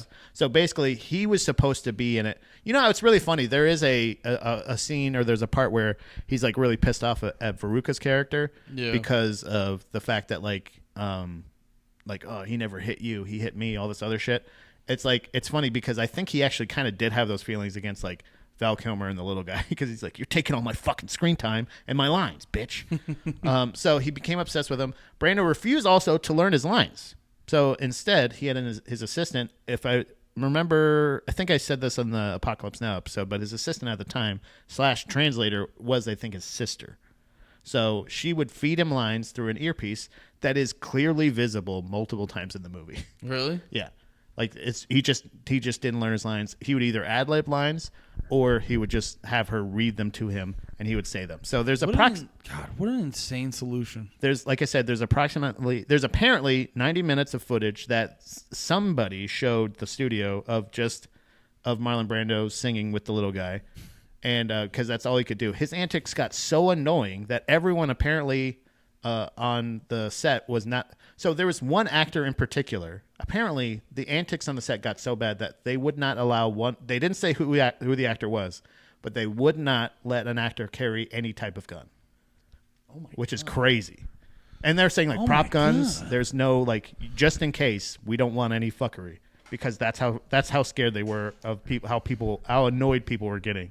So, dude, that right there shows you the type of mindset a lot of Hollywood people are, where you're or just people making films and doing art and shit like that, where you're it gets to a point where if someone says that, you're like, hey man, should we still be doing this? It gets even better. I guess too. I don't think they spent that much money on this movie actually. Overall, I think they were able to predict the troubles that may have been happening. Maybe not necessarily with Val Kilmer, but just on location, Brando. And they're like, all right, here we go. There's going to be a lot. But I think they ended up finding out that they could do it for less, I would assume. But also, so this is my favorite. Brando and Val Kilmer didn't get along, but Brando hated Val Kilmer so much that what he would do was eat excessive amounts of cabbage before shooting days with Val Kilmer and lay out silent but deadlies the whole time they were filming. Rancid farts were his weapon against Val Kilmer. Not only that, but he was also quoted in saying to Val Kilmer, don't confuse the size of your paycheck with the size of your talent. Dude, can you imagine being Val Kilmer, and even though you're being a little bitchy cunt, I get to work with Brando, who admittedly is known as a bitchy cunt at the time, and then try to out bitchy cunt him, only to have him tell you right to your face, fuck you, you ain't talented, you stink. Yeah. he fucking takes your cunt throne. That's crazy to me. So, not only... and then there's also a scene in this movie where Val Kilmer is dressed like Marlon Brando's character. I think that was one of his mocking outfits, that he's sitting there remember after he dies? Oh yeah, Marlon Brando's character dies. Yeah, and he ends up it's legitimately everybody's such petty, weird fucking freaks. I think there's multiple shots in this thing that they just had to use. There's how we say you're getting uninspired performances from people. They had to use those. That's why it's so bad at certain points, or so noticeable, or it's just disjointed like that, because they're they had to just piece together. We don't have a better take. Yeah, that's what I'm saying. Yeah, that's crazy. And so, because you make a good point, because this movie's not crazy long either. Yeah. So I'm sure if they're lacking a lot of shit they need because everyone's being fucking bitchy because everything sucks so bad, you probably just like to just fill it out. Because imagine you take this and the final copy is like an hour 15. Yeah, you're like that. It's like when someone goes on Rogan and it's not 3 hours. Yeah, you're like, the fuck happened? Yeah, what happened? You guys good? So, like I said earlier, Val Kilmer ended up also burning a cameraman's face with a cigarette during a shoot. He's just as difficult for Frankenheimer as he was for Sid. Yeah. So it's not like he's just being a bitch. He just wants to out. But even at this point, just finish the movie. Just finish the movie and just be not super amicable. See, I'm glad you said that because it reminded me of like, I wonder the dynamic out of the gates between Brando and Val Kilmer. Because I think for me, like if I would have to work with someone difficult at work, there's like, it would kind of be a thing where you're like, okay, you're weird. I'm going to try, because I have to be around you for 8 hours a day. Yeah. I'm going to do what I can do to make this good. And if you don't reciprocate that, I'm just going to avoid you. Yeah. It's very interesting that Brando would take that like petty teenage girl route of like, well, I'm just going to fart you up, dude. Fart him up. Yeah. Fart him out. Fart him up. Fart him out. Fart him up. So at the end of filming, after Val Kilmer's last shot, there's also a story of them like out trailering themselves. Like Brando and Val Kilmer were both waiting in their trailer till the other one got out. Literally, it was just that. Like, no, you hang up. No, you hang up. That's like, psychotic. it was just them being fucking just petty dickheads. And all of the people, extras in their fucking full animal costume. None of the extras, by the way, had the luxury of quitting. All of the extras and all the other actors and stuff couldn't because those outfits were specifically made for them, for their body. Yeah, I thought about that too, where I was like, oh, the prosthetics and stuff. Outfits. Because I didn't even think about the fact that they were in Australia. But Yeah. I go, wherever they are, it's hot. Yeah. And they have to be in those outfits all And so they would be waiting on set in hopes that one of them would like grow the fuck up and leave their trailer.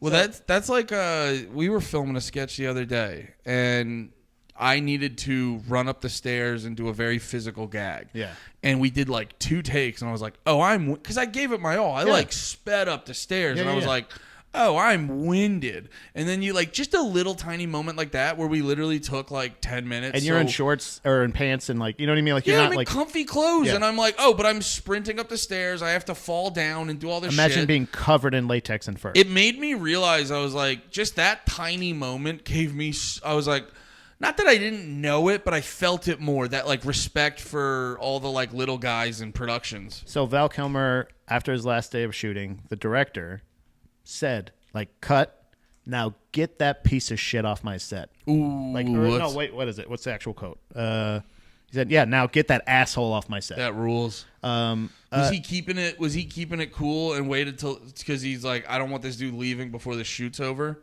No, he couldn't. Like, they were all, at this point, everybody that's there has to be there. There's nobody that's going to be, and with the amount of people and switching around that they've already done, they're like, no, you're fucking there.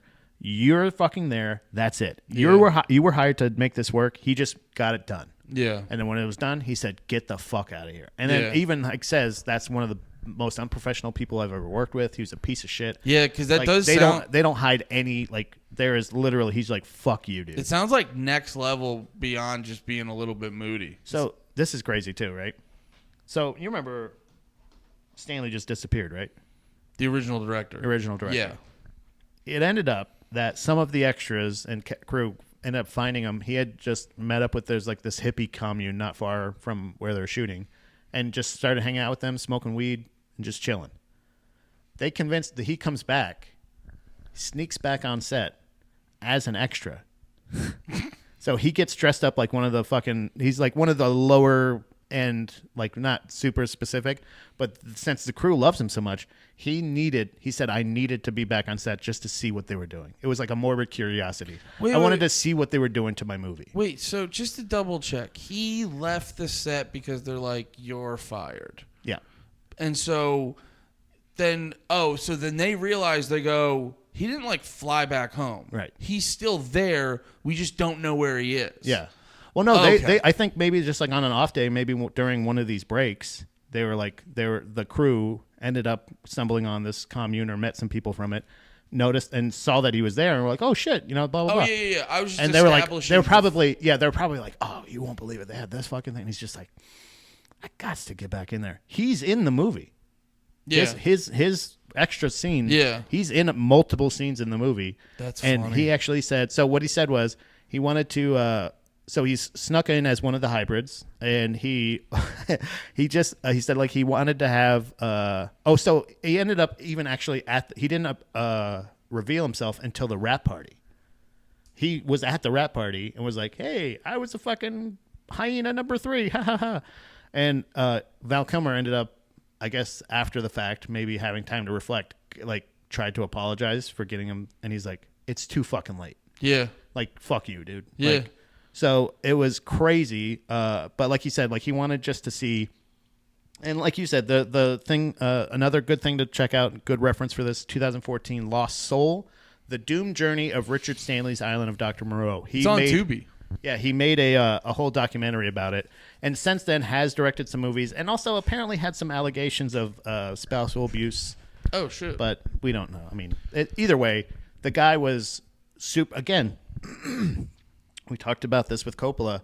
He was very connected to this. He was very invested in the story. He really wanted to make this movie, and then had a vested interest in sneaking back on the set just to find out how they were bastardizing his work, and didn't cause any chaos, was just there existing and didn't bother them, just wanted to see what it was, and ended up actually in a couple scenes, which is really funny. But it's got to be a very interesting process for like, because like I think because you and me, we're not like writing scripts or anything like that, so like we can sort of be disconnected and just see the process. But if you're from like the actual like, oh, I put all this work in, I wrote the script, I did all this he spent stuff. 4 years creating this screenplay and script. Yeah, like and then to just give that away.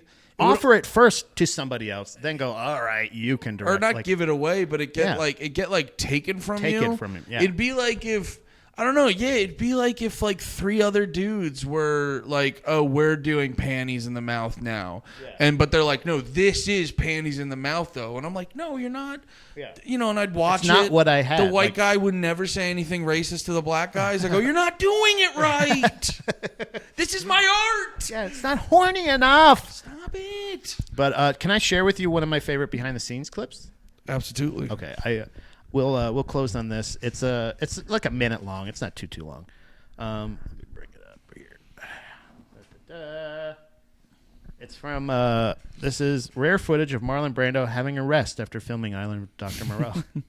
It's one of my faves, and this just reminded me too. It's probably one of the most awkward clips I've ever seen in my life, I think. Yeah. I don't know why, but it is. Hearing, by the way, about like they couldn't get a lot of footage from Brando, it made me realize, I go, oh, his early ass death makes so much more sense.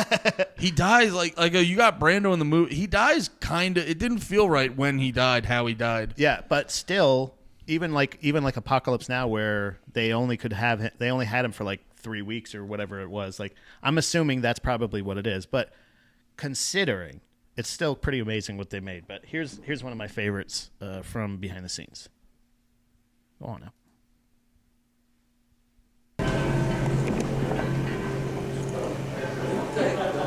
¿Dónde está Marlon? Thanks.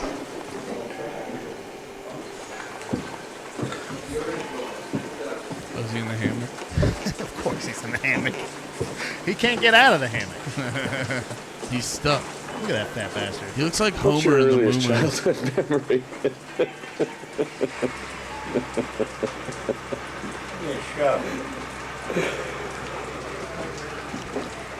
Do you have memories from before you could speak? Big shot. Yeah. Oh yeah. This is a nice fade out.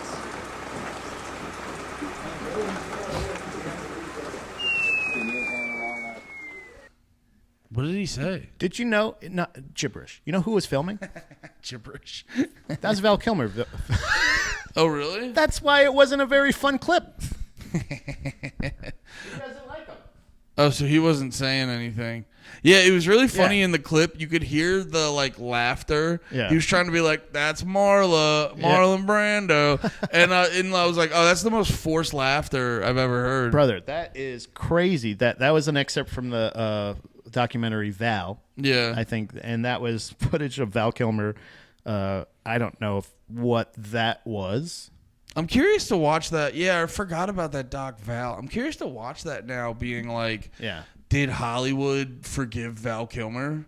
I think so. I think based off his career, not everyone did. Yeah.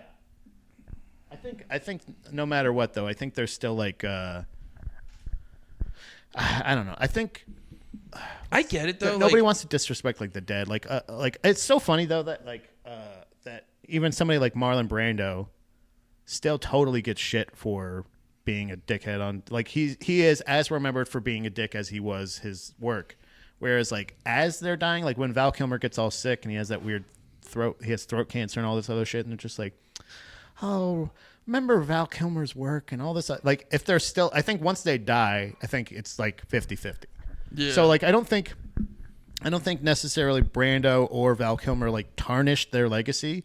I think they go into the tortured artist category, the kind of thing of like, oh, they're so misunderstood and blah blah blah. But like, no, if you listen to this shit, they're not antics. They're not being difficult. You're being children. You're throwing little hissy fits, and it's almost always about a fucking divorce. With Marlon Brando's circumstance, with his daughter committing suicide right before production, and him being kind of bored with making movies probably at this point, and just going like, you're not doing anything new. This fucking sucks and blah blah blah. Like you're tortured artist plus you're just done. Like, see, I guess I'm more coming from the angle of like easy like musicians get it sometimes, like rappers who try not to like, they try to like be actual gangsters. They'll get a reputation of just like, well, no, I don't want to work with him because it might get very dangerous. You know what I mean? It's like the same thing with Val. I wonder if he was able to rehabilitate his image where it's like, oh, if we hire Val Kilmer, will it suck ass? I'm wondering if he was able to like sort of rehab that to be like, oh, Val Kilmer's not gay as fuck anymore. Well, respect to the dead. Well, we may find that out because like we predetermined, our next movie will be The Doors. The Doors. Starring the infamous motherfucking cunt, Val Kilmer. And it's directed by Sir Oliver Stone, which I think is another great filmmaker. Yeah. So I think this is going to be I have never seen it. Yeah. I've never seen The Doors movie. I fucking don't give a shit about The Doors. Jim, I almost call him Henry Rollins. That's how little I care about him. What's his name? Jim Morrison. Jim Morrison is just I consider him to be a lucky drug addict. Yeah, or a plant by the government. Ooh, I like that aspect. Yeah. Well, no, that's what I'm gonna try to read that book again. Try to get through as much as I can by next week because I was rereading it again. I'm like, oh yeah, that's what it was. Jim Morrison's dad was heavily involved in like the Gulf of Tonkin and like all this other like crazy military shit and stuff like that. So there is this like very the chair effect wore off. The chair effect wore off. There is this very interesting conspiracy element that it's like the book I have. It's a lot of like, it's kind of interesting, isn't it? And you're like, it is. I don't know what it tells me exactly. Yeah. But that is fucking interesting. Yeah, it's pretty fucking interesting. Yeah. So it was funny. Like I'm musically speaking, I've always been a passive fan of the Doors. I couldn't really tell you a song of theirs that I've heard and I just go, that fucking sucks ass. I've never disliked the Doors song. I've just never gone out of my way to listen to the Doors. I mean, it's their name. I've never disliked the Doors song. It's just like, dude, it's very funny to me to do that. No, I've never disliked the Doors song. I don't listen to them super regularly, but I will say this: I got big into them in high school. This movie is literally the nail in the coffin. This movie is why I don't fuck with the Doors as much as I would, because like I'm a big like. When it comes to certain bands, it's like if the lead singer is a annoying fucking prick. Yeah. It doesn't make me want to listen to the music. Yeah. And this movie, I'm very excited to watch it again. This movie made me hate Jim Morrison. Nice. I go, oh, because like I just hated him just normal. So I'm glad I'll get like some reinforcements. Well, because like watching this movie, it's funny too because it's another thing you see a lot of times in politics where it'll be people be like, this fucking rules. And you're standing there going, that sucks ass. Yeah. And that's the irony is like the way they present it in the Doors movie is like, yeah, this is how he was. Isn't this cool? And you're like, no. No. I mean, no. I we're going to show you the real him. And you're like, I've already seen it. It's not good. I will say this. I may view it differently as an adult because you know how a lot of times people will be like, can you believe Scorsese fucking lionizes mobsters like that? You're like, no, he just shows you how they are. Yeah. And also, it's a fucking movie. He's going to put the fucking Rolling Stones in the background to make it interesting. That's the. And so it could have just been like, no, we're just letting you know. Maybe Oliver Stone thinks Jim Morrison sucked ass. He's like, we're just letting you know how he was. So it could be that. You know what's really funny is when they make those movies of like those retrospectives where they're like, I want to show you the real him. Dom suggested this thing that was on I think it was Max or Netflix. It was the Kobe documentary. Yeah. And she's like, and they're like, we're going to show you the real Kobe Bryant. He's a young man who was really good at basketball. I already knew that. Yeah. Like he was really determined and practiced a lot. Yeah. He was known for that. You are not showing me any new side of Kobe Bryant. I knew he was a very driven, very dedicated athlete. That's what you're showing me. There's no other part of him that they're showing. So like when they're like, we're going to show, no. You need to know. You think that he's some crazy drugged out hippie. We're going to show you the real Jim Morrison. And you're like, oh, it's worse? He also writes poetry. And you're like, yeah. Like every other drugged out hippie. I don't know. Well, my thing is... It just happens that he just happened to get talented musicians behind him, and then they let him go with it. My thing with a lot of that shit... In my opinion.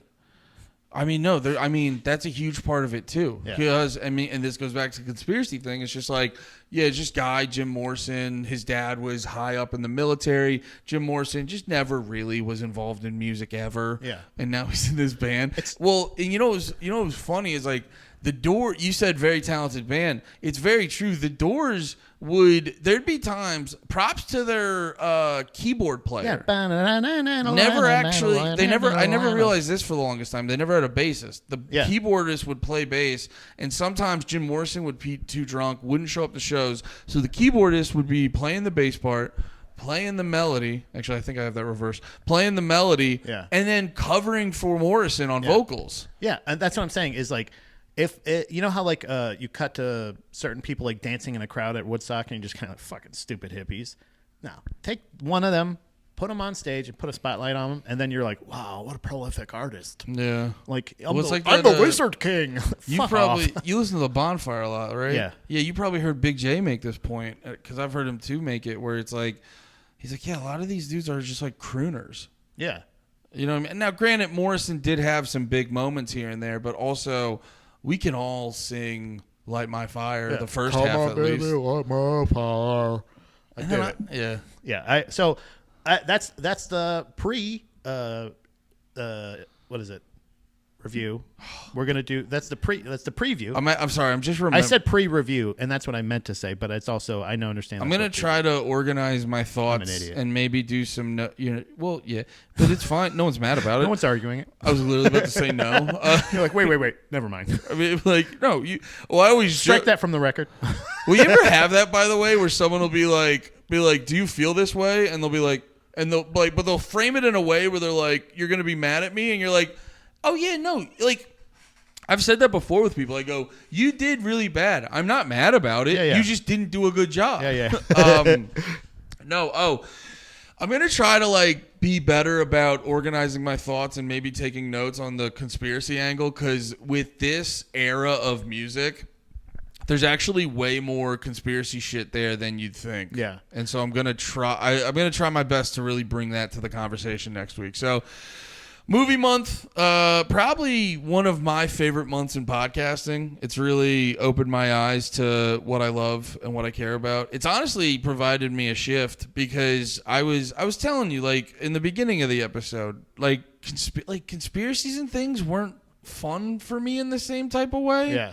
And I was realizing it was just like Oh yeah, because they get real, and then there's a whole level of sadness, and then everyone's like fucking mad about everything.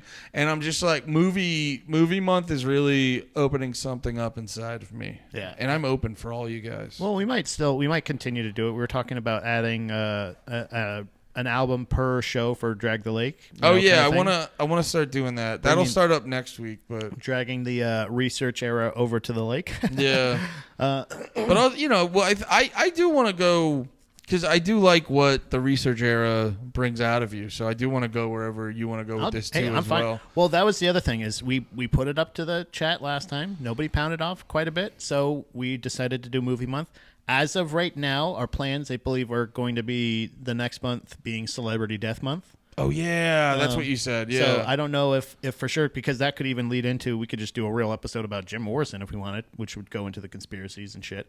But, okay. But as of right now, that's our plan. But if you guys got another thing, or if you want us to do a different month, we did Animal Attacks Month. We've done Movie Month. Yeah, let us know. Pat Goes Schizophrenic Month. Wait, what? Pat Goes Schizophrenic Month. Oh, yeah. We had... which was just me reading the news. Dude, you did... Let's keep it entertainment. There is something to that. It is current events can, depending on which ones you're paying attention to, can be... scarier than you can get lost too, especially with that alien shit. Yeah, you can get in the conspiracy shit. You can get real lost in the current events because a lot of the conspiracy bros, they love the more grifter ones. They love to be like, it's going down. Yeah, and then a bunch of stuff will happen. We're not even talking about fucking aliens anymore. Like we just gave up on all the fact that we all just saw a bunch of aliens, and then we're just like. Now it's just another lane on Twitter. Yeah, you're kind of right. Twitter. I think I could just be a reflection of my opinions, but like broadly as a country, we got bored of the UAP stuff. Yeah, I just stopped looking at it. Yeah, well, I think a big thing with like the UAP shit is. It was like bittersweet for me because I got big into the alien stuff for a minute, and then they just kind of like it was a big moment of confirming things we had a good suspicion of. Yeah, and then it just didn't feel the same. Yeah, because people are like, I remember Nate was talking about this. He's like, I'm shocked more people aren't freaking out about alien shit, and it's like, well, you got to remember, like, what person do you know that doesn't? To at least some degree believe in aliens. Yeah. It's like, you got to remember, we've all lived our lives generally believing in aliens. Right. It's just now you have government confirmation of it. Right. And it's not that it's like some big thing went, oh, fuck, we found it. No, we've all believed in aliens. Yeah. Most of us, at least, unless you're Neil deGrasse Tyson and you want to make retarded arguments on Rogan. But everyone else... believe everybody is cool. Humans are so boring, Pat. Why would aliens want to watch us? We just research fucking cells. His thing of like talking about the vastness of space and like how much and how inconceivable it is, and then for him to go like, nah, and it's just like, I don't get it. I'm just caught up on him being like humans are boring. It's like, brother, you figure out how a hole sucks in light. Yeah. You don't think aliens want to watch? It's like, dude, we all love reality TV. Yeah. They want to figure out how you get to it. Yeah. They like, that's the thing. It's like they built that or it's just great. It's just like one of those things of like, it's the same thing I feel about a lot of atheists in general. Like if you're so convinced, you can't be as convinced that there is nothing that as the people are that there is something. Yeah. Because if it's a lot of people aren't prepared or comfortable with saying, I don't know. So I think that's where a lot of things I don't know, dude. You can't. It's like there's a lot of this shit you can't prove or disprove. So everyone just lower your voice. Yeah, it's not that. And instead of shouting down why you know it's not true. If you can't prove it's not true, just as much as they can't prove it's true, then it all goes back to one of my main debate tactics where I say, why are you yelling at me? Hell yeah. All right, great episode. One more day of movie month, and then we go on to fucking dead people. See you next week. Not literally. I am. I'm going to get on time.